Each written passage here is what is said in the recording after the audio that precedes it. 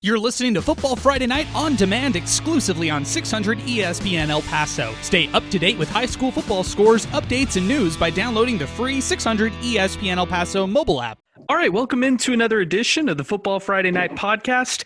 My name is Adrian Broaddus. I'm joined by my co-host Alex Nicolas, recapping Week 4, getting ready for Week 5. A couple districts getting ready for league action. So excited to talk with you, Alex. How's everything going, my man? Oh, it's going good, man. Going good. Getting ready to get into district play. All games count, but as we know, district games count just a little bit more. Those wins feel a little bit sweeter. And of course, the stakes and the drama rise as district play starts. So excited to see what district play brings and talking about a couple of very, very interesting matchups to open district play and the districts that are getting underway this week. Oh, yeah, most definitely. And before we preview some of these districts getting underway with their district play, let's recap this past week. I wasn't in town. I'm still here in the great state of North Carolina, staying with my family. It's been a lot of fun, but I got a chance to catch up on everything over this past Friday. Let's just start right away with yours. Overtime thriller. Canutillo pulls it out 34-28 against Del Valle. What a game, Alex. Let's break this down, piece by piece. Give me what you saw in the opening half, because what I read from you is that Del Valle was off to a slow start, especially offensively in this one. Yeah, and I really credit Canutillo's defense. Their game plan was very, very normally when you look at Canutillo's defense, their defense is they keep it real simple. They got a very quick front three, whether they go odd or even, and then their backers fill and do a good job. But what they were doing against Del Valle is they were dropping their ends into coverage. They were bringing backers behind those ends that were dropping into coverage. I mean, we're talking about exotic blitzes. Jesse Ramos, you could tell his eyes were just all over the place, from the read option to, simple short throws. Canutillo's defense, along with their effort and the grit that Canutillo just plays with defensively, I think really shocked Del Valle about how hard they were really playing. And like I mentioned, the exotic blitzes, dropping ends in the coverage, bringing backers on the backside of that, twisting up front. And they stayed in that odd man front. And that, to me, was really the difference. And also, too, they shut down Cristian Martinez. I mean, they just took him out of the game. They really made them play left-handed in the first half. And that was my biggest takeaway is really what Canutillo did up front. More than anything. Now, on the backside, of course, you got to give a lot of credit, but I think what they were doing up front, rolling their defensive line over, dropping guys back, I don't know if Jesse Ramos had seen that before, and that was really threw Del Valle's offense off rhythm, because they've been pretty explosive. They've been pretty efficient in their first couple of games, getting off to the start that they have, and I think, seeing that wrinkle that Canutillo threw early, that was something I think that tripped them up, and it took a whole half for them to really get going and sort of figure out how to get around what Canutillo was trying to do to slow their explosiveness down. So in the second half, as you wrote, Jesse Ramos kind of settled into himself. And I give this a lot of credit to head coach Rudy Contreras and how he was able to kind of adjust on the fly. He knew that Cristian Martinez was being shut down at the running back position. And coming into this one, we have to mention it was the battle of the two running backs between L.J. Martin on one side with Canutillo, and on the other side, it was Cristian Martinez with Del Valle. But no, they adjust. It was a lot of passing plays. That was really how Del Valle actually got back in this game, right? Yeah, it was. And Ramos, you got to give the kid a lot of credit. He played with so much heart. I mean, you look over the X and O's part. I mean, this kid really willed his team back into this game. I mean, there was a stretch in the second half where he completes 8 passes in a row, 4 of those going for first downs. And he really got in a rhythm with Eli Molina, who looks like to be Del Valle's big-time player. I mean, he had 6 catches. I had him 6 catches for 142 yards in the second half alone, finished with 147. He really came out in that second half, and they started getting to basics. They went to their short passing game, a lot of out routes. They got Molina out in space. Molina's a big kid, 6'2", 190 pounds, hard to bring down. He made some big catches. There was a long catch that really got them in. But mistakes for both teams, really compounded, what was an exciting finish. But yeah, you got to give Coach Jesse Ramos and Coach Contreras a lot of credit for going into halftime, figuring this out really on the fly and getting back to basics. There was really nothing they did. Of course, they abandoned the run, which was one big glaring thing. But the fact that Ramos was able to get into that rhythm and really before district play to be able to show that in this, in the environment and the intensity of the game was like a playoff atmosphere, Adrian. So I think that going forward for Del Valle and Jesse Ramos, that's going to be a big boost for them, even though they lost in overtime. But to see that second half, those adjustments, the execution, and the chance that, going in that first half when there's down 14-0, it looked like Cantillo was going to run away with it. But for Ramos to give his team a chance late in the game, I think that's huge for his confidence going forward. And as Del Valle as a whole, particularly their offense. All right, so we buried the lead a little bit, but the star of the show tonight was, in this game, was junior LJ Martin. What a game. And on the heels of getting his fifth FBS offer with Kansas State coming out and offering the standout running back here in El Paso, not only did he rush for 198 yards, 3 rushing touchdowns, but he also had some nice plays in the receiving game and a game-changing interception. Tell me a little bit about LJ Martin's performance and what really stood out to you. You talk about impact players. I mean, LJ Martin was impact with a capital I, capital M, and however you spell impact, man, because, I mean, that kid really just, you're talking about sprinting on the defense, those first 2 touchdown runs. I mean, that really set the tone. Those were drives where, Del Valle's defense, first series, they shut down LJ Martin. It was a 3-and-out. And then, those next 2 series, I mean, 58 yards, I believe, and the 77-yard runs. I mean, he just went untouched. He just has an unorthodox kind of glide, where that offensive line, that's a veteran offensive line, opens those holes for him, and he knows how to hit it. And what really stood out to me was that, in the fourth quarter, third quarter, they sort of went away from him after he had about 150, 160 in the first half.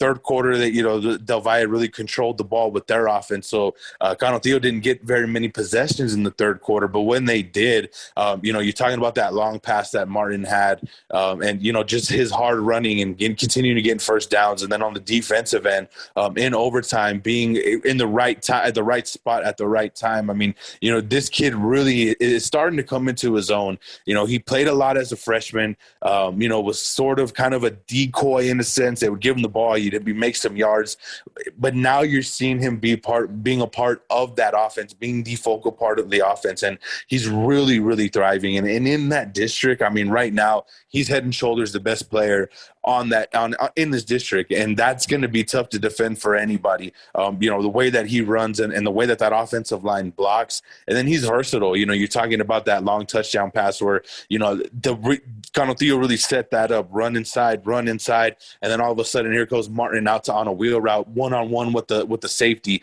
and Martin's going to win that battle 8 out of 10 times, and that's really going to be he's going to be a matchup problem for a lot of teams in this district. Again, oh yeah, hey, he's just a junior, man. He's just a junior. He's got so much talent, and he can throw the ball. So I really, really think the sky's the limit with this kid. And talking about those Power 5 offers racking up, I think that's going to be the first of many to come, over the next 2, a season and a half now for Cantillo's LJ Martin.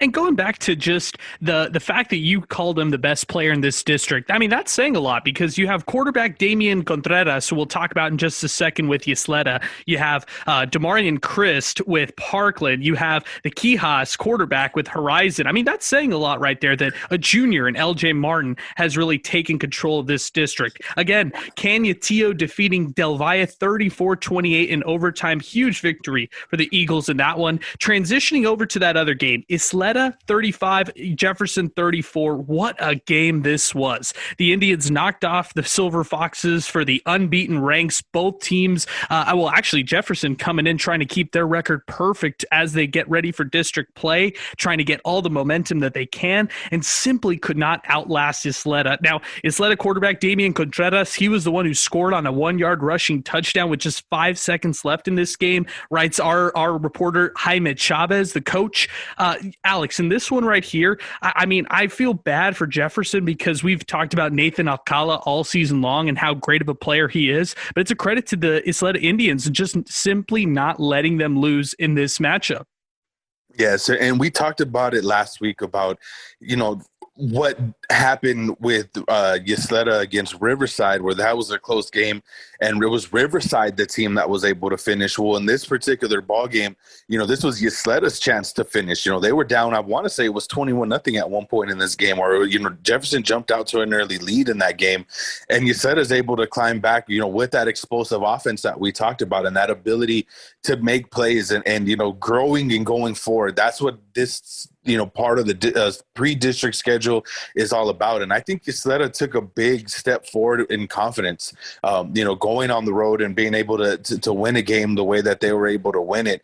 That was very impressive, especially bouncing back the week before an emotional loss to a very good Riverside team. And probably it's a game that they feel they probably should have won or kept closer, but for them to mentally recover and to recover in that game the way Jefferson jumped out, that says a lot about Ysleta's growth, and that's a big win for any program. And for Jefferson, it's a learning tool for them. We talked about them, wanting to become that spoiler, and where we even kind of fantasized last week, Adrian, talking about they control their own destiny to a district title. Right. Well, these type of losses can possibly shape that focus and make you even more better. And Nakala's a baller, Rubio's a baller. There's some talent there at Jeff, and but learning to win, learning to win consistently. I think that's Jefferson's next turn of the corner. But to be able to hang with a team like Ysleta, who's definitely a playoff team in their own district, it's at least a third seed in my mind right now, even before a district game is played. That still shows that Jefferson is on that right track, finishing those type of games when you have an equal to you. When you're starting to play up, that schedule's getting a little bit tougher. That's where you really start to figure things out. So honestly, just a good game really for both teams, and good for us as fans and media guys to be able to watch and break down as well those close nail biting games that goes down to the wire there. I want to ask you about two games, just your reaction, if we should overreact to these games, just the final score. Riverside 46, Horizon 36, a little too close for comfort with the Rangers, who probably should have beaten Horizon a little bit more than this game, or are you not worried?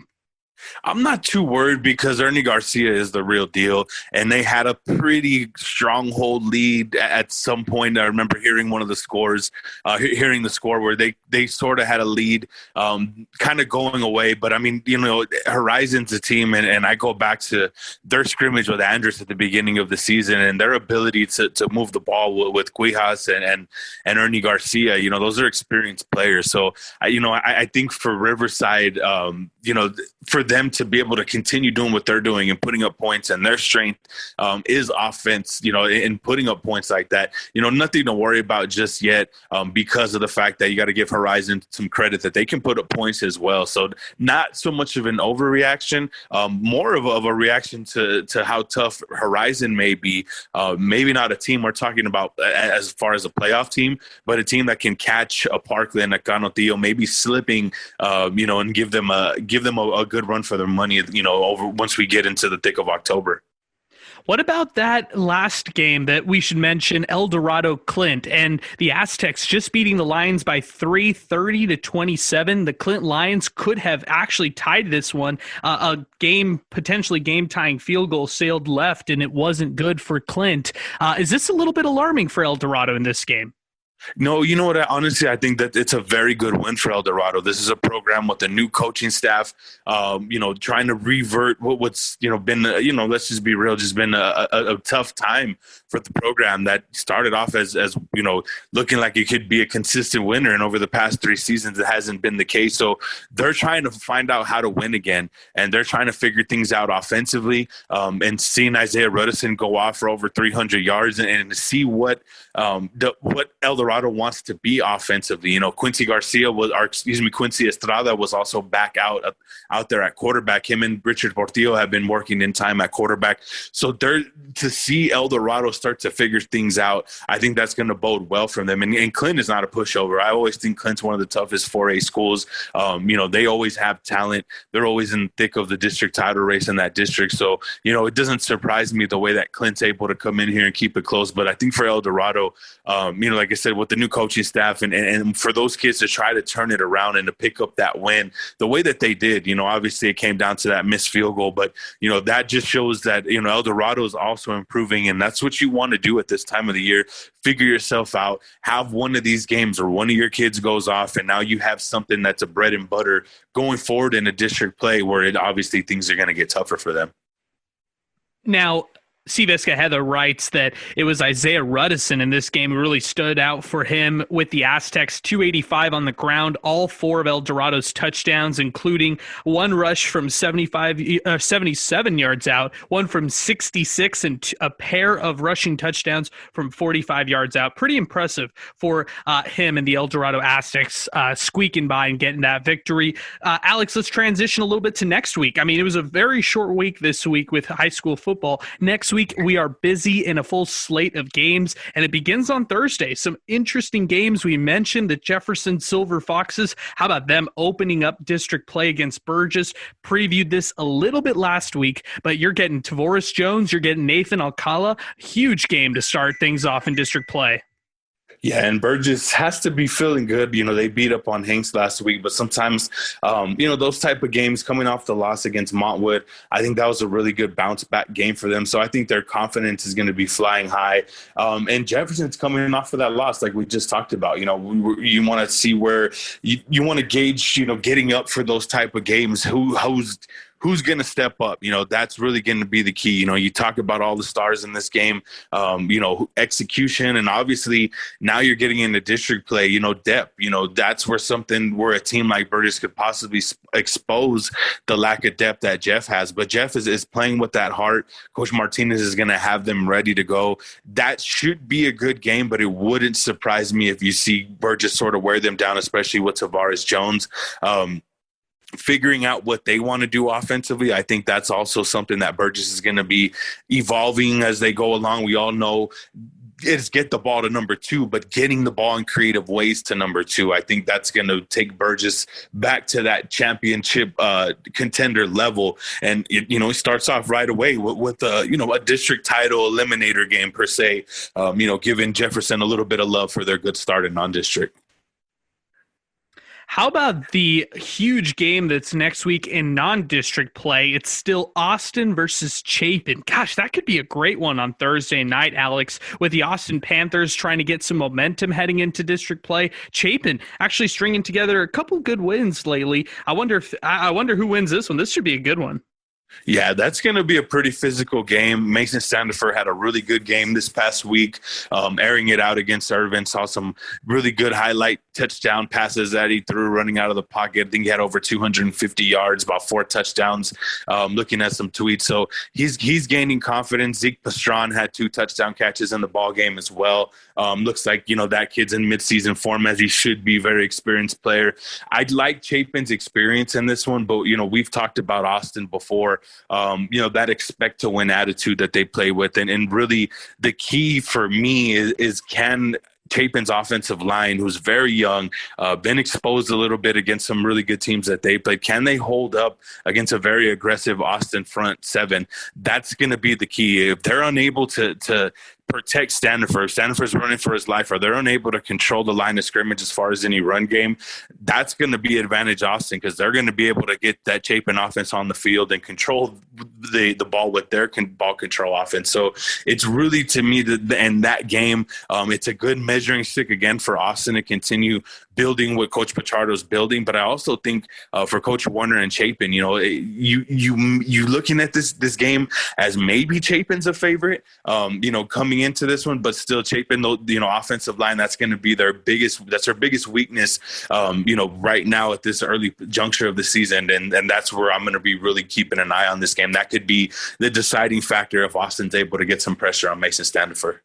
One of the themes that I'm hearing from this podcast is expecting to win, developing a program that it just expects to win to some degree. Now, I want to reel off 2 games in 6A that really stand out to me right off the bat to get started with district play. It's Eastwood taking on Pebble Hills on Thursday, and then on Friday, Eastlake taking on Americas. Now, Americas goes into this one against Eastlake 0-3. You look on the other side with Pebble Hills, they've struggled as well. I mean, Pebble Hills fell earlier to Del Valle this season and has had some struggles as they're kind of that younger offense. First with Pebble Hills, do they have what it takes to slow down a very good Eastwood team? And same question for Americas. Can they hold down a really good Eastlake team defensively? Starting with Pebble Hills, I think it's going to be tough, at least for them defensively, to slow down Andrew Martinez. I mean, we all know the talent that he brings. And, Eastwood's going to be a little hungry. They got kind of took to the woodshed a couple of weeks ago in San Antonio. They got a week off, and, I think they're going to come back hot. That's good. If Pebble Hills is going to win this game, they're going to need their offense to really put up points. I think they're going to have to score more than 40 points to beat Eastwood. But that could be what Pebble Hills may have to be this year. I think this is an identity-finding game for Pebble Hills. And why not against the district, against the favorite in District 1 6A. So, you're talking about Gael Ochoa, who's the new quarterback there. I know they're running in kids. I think it's Jacob Estrada is the other kid that they're working in at quarterback. Ledesma, there you go. Jacob Ledesma, I apologize.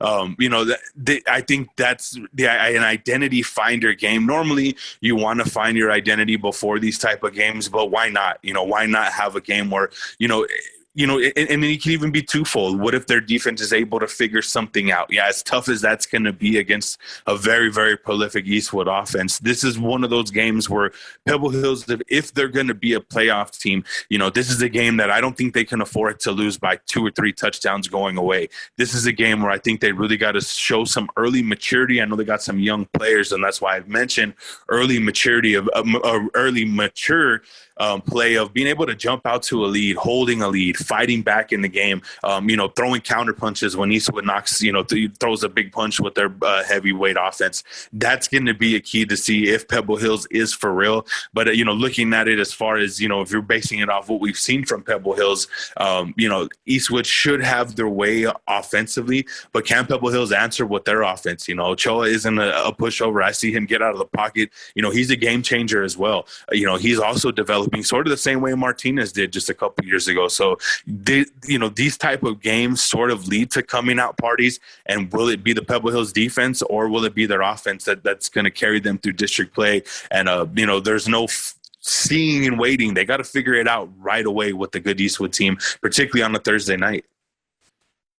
Let's stick in 6A. There are 2 dark horse really good games in this one. And speaking of dark horse, how about the 2 dark horse contenders for this district title in Montwood taking on Franklin? I can't wait for this one. It's the Cougars homecoming week, which is so funny to me, Alex. And then with the Cougars, they're riding a little bit of momentum. They had that big win against Andrus. On the other side with Montwood, they present some really good talent with guys like Yamil Oaxaca. Melendez is coming into his own at the quarterback position. And like you've highlighted all season long, their defense is not one to kind of overlook. How do you see this one going? I feel like this one could be an absolute shootout. Yeah, this is a toss-up. This is hard to predict this game. I feel like I'd be wrong if I made a full prediction, because these teams, I really feel they're evenly matched. Both come in with confidence. Both have experienced guys in good spots. And to me, I think the difference in this game may be Cameron Bird. I talked him up a couple weeks ago. That win against Andrus was very impressive. Now we get to see, Cameron Bird in district play and his quarterback play that really, came to the forefront of the win against Andrus. Can that come to the forefront of wins in district play starting week 1 against a very good Montwood front 7? That's right now leading me to that slight edge, but also, Montwood's experience. You're talking about, a guy like Yamil Oaxaca, who's a playmaker, just a straight up playmaker, straight up baller, man. If Montwood's able to get get the ball in his hands in more creative ways, that's going to be tough for Franklin to stop. And the interesting thing, if Franklin's able to get back Stephen Powers, that's really a big missing piece of what Franklin does on both sides of the ball. That's something that I'm also looking forward to, to see if Powers is back. But, right now I would lean Franklin as a slight favorite just because for, Montwood, they got to find some other ways to get other guys involved offensively. Can they get that running game going? That's a key. That's another question too, to be able to keep that Franklin offense off the field, who's really starting to find a rhythm there with, like I mentioned with Bird, his receivers. And then of course, Miles McWhorter, who's, ran for over 150 on Andrus and is going to be one of the best running backs in that district this year. So that's a game that's up in the air, hard to predict, but I can tell you what it's going to predict. Somebody's going to be on the outside looking in on the district title race, and the winner of that one will have that inside track in terms of controlling their own destiny once you get up there to play the Eastwoods and the East Lakes later on in the season. So a very, very, very important game. If either of these teams feel that they're district title contenders, you got to be able to take care of business Friday. Speaking of outside looking in, there are two teams who are going to vie for, let's just be honest, Alex, they're vying for their one and possibly only win in all of district play. And I'm talking about Socorro Coronado. Now, the Thunderbirds have struggled mightily this year. They've lost to opponents like Carlsbad. They got killed against Del Valle, blown out against Chapin. And then now they take on a Socorro team that has the momentum. Let's just be honest. I mean, they beat El Paso High 2 weeks ago to get their first victory. And, God knows how long, all the way back to 2016 that you're having to look back for the first victory for the Bulldogs on the gridiron. This is going to be an interesting one because I'm not sure if either of these teams could get another victory in district play. I'm actually going to go out on a limb and say Socorro wins this one. I don't know what you think, Alex. Oh man, you can get some Coronado hate on that one, bro. But I know. For Coronado, I know their quarterback was injured early on in the season. I don't know if he's going to come back, and that's a big blow for Coronado. And that's one of the reasons why you're seeing Coronado get off to a slow start. And, I tend to agree with you. I think, what Socorro has is size, and they have some talent. Like obviously they're not a team that we're going to talk about going to the playoffs, but they're a team that can give teams like Coronado trouble. And this for Socorro, you're looking at maybe a springboard win. Who knows? What this could do for a team like Socorro. But yeah, I'm on that train. I think you could put me on that train too. Socorro obviously offensively, I think, kind of has it figured out maybe more than Coronado does. This could be a low-scoring game, and it could come down to the team who makes the least mistakes. That's really what I look at both of these teams and really what they've struggled with. Just the little things. A team that executes the little things should win, and big confidence for them. Going on early on in the district schedule. Whoever can come out of what should be a physical tussle there. How about this out-of-town battle? It's Riverside taking on Monahans, pinging over to the 4A ranks. How about this game? Because we've talked about Riverside possibly being that team that runs the table. It showed a little bit of vulnerability this past weekend against, like you said, let's just be honest, it's a pretty good Horizon team that's tough. I mean, they're a tough team that's not going to let you blow them out. Now, Monahans is a talented group. This one should be a great game. I mean, out of the 4A ranks, if Riverside really wants to try to run the table and put together a string along a perfect season, it starts against Monahans. They've put together some great wins so far, especially against Ysleta, like we talked about 2 weeks ago. This one should be great. Yeah, this is going to be a very, very tough game for Riverside. Looking at Monahans, they handled Clint pretty easily. They beat Andrews, which tells me, and you beat Andrews. Andrews is one of the best 4A teams, this side of Interstate 20, I guess you can say. That shows a lot. They had a close game against Fort Stockton this past week. And, I think for Riverside, what this game really poses more than anything. If Riverside's able to somehow pull off this win, on the road, this is going to get some statewide recognition as far as Riverside's start. Not only would it be a 5-0 start, but, you're looking at Angel Munoz really starting to turn heads as far as his quarterback play and what Coach Recorder's building there. So I think really in this one, for Riverside, hey, you lose it, it's fine. It's a good measuring stick win for you going forward.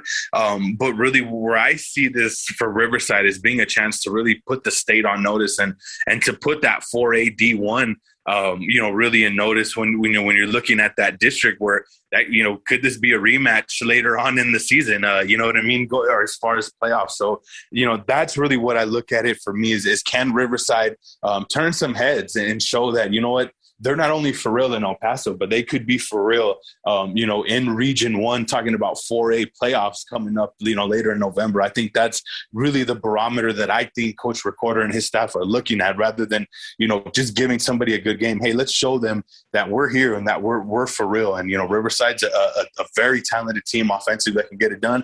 I just worry about them defensively. Can they stop the run? Where's their depth defensively? Something that maybe has been questioned over the past couple of weeks, particularly showed up against Ysleta, kind of, let off the gas or however you want to, like we talked about Horizon being talented.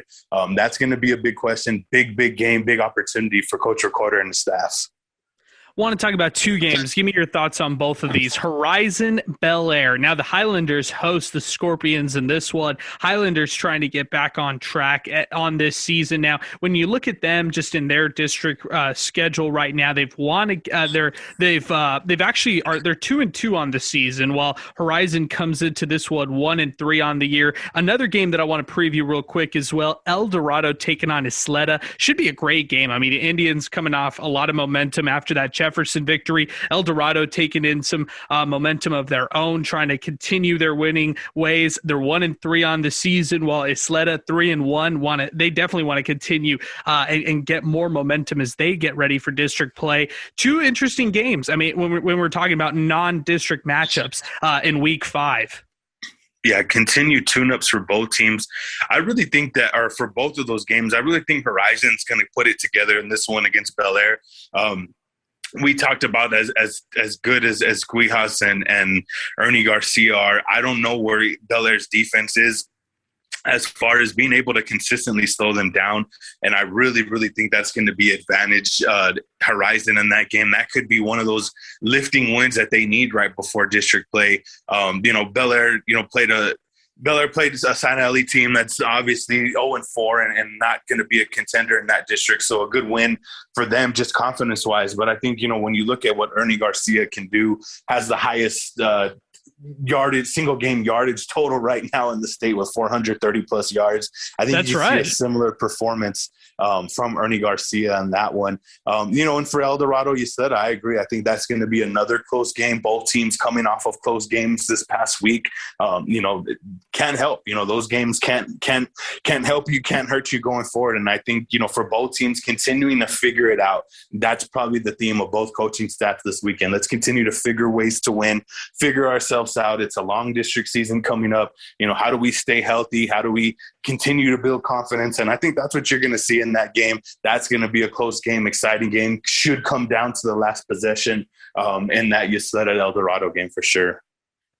Last game I want to mention, this is also non-district. I mean, I feel like we're lying to our audience, Alex, previewing some district games. We promise they're all kicking in next week. But one last one to preview is Del Valle taking on Parkland. Now, this one's really interesting because the Matadors enter this game 1-3 on the season. Their record does not indicate how talented this group really can be, especially when we get underway with district play. Now, Del Valle coming off a very emotional loss against Cañetillo. Of course, they want to get back to winning ways on their end, and they want to come into district play with all the momentum that they can, led by their quarterback Jesse Ramos, Christian Martinez, who is quiet against Cañetillo, trying to bounce back in this one, and Parkland. It's Crest. It's the defense that they have. It's that Parkland Matadors team that wants to reclaim that Northeast and show why they should be in the conversation to try to win that district title for the third time in a row. I feel like this is a huge game for both teams. Let me ask you this, Alex. Is there any scenario where you think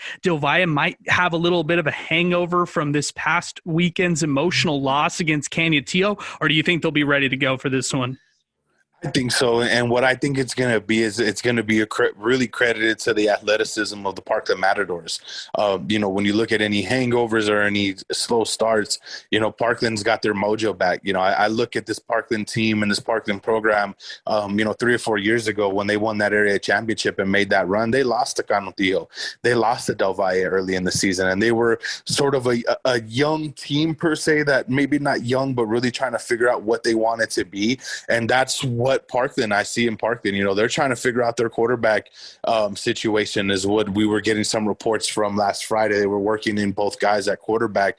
Obviously, Isaiah Beasley's going to be a big part of the run game, but they also got back, the younger O'Bannon brother made an appearance, his season debut last week. So, there's some pieces there for Parkland to really put together and give Del Valle fits. And obviously Del Valle would be, maybe about a 7 to 10 point favorite if we're putting odds out there, but it wouldn't surprise me to see Parkland cover that or win, because they're figuring that out as well. And this is we talked about that expect to win aspect of programs. Well, that's where Parkland is.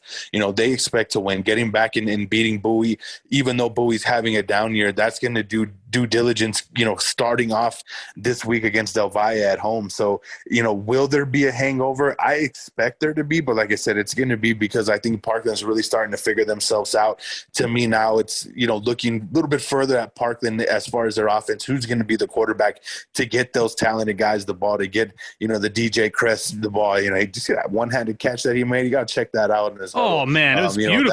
That was talented, man. That's talent right there. So that's what Del Valle is going up against, and I think that's going to be again, just like any district non-district game, kind of sound like a broken record, just to feel yourself out and continue building yourself. And I think for both teams, this is going to be a positive game. But obviously you just don't want to come out and get blown out in these type of games. You want to give yourselves a chance all the way to the end, and both teams have that ability. More previews to talk about than recaps this week, simply because of some teams taking byes this past weekend, especially certain districts like 1-6A. Next week, week 5, we'll be in full swing. I mean, we're talking about wrapping up non-district play for some districts and then kicking off district play for others. So it should be really interesting to catch up next week again. Another short edition of the podcast this week, Alex, but as always, really appreciate the great work that you always do. Can't wait for next week, and hey, maybe we'll have a little guest or two. How about that? Yes, sir. Getting to the mid-season point, man. It's flying by. It really is, Alex. It's crazy to think we're already week 5, but hey, as always, really appreciate it, Alex. We'll be back again next week. All right. Yes, sir. Thank you.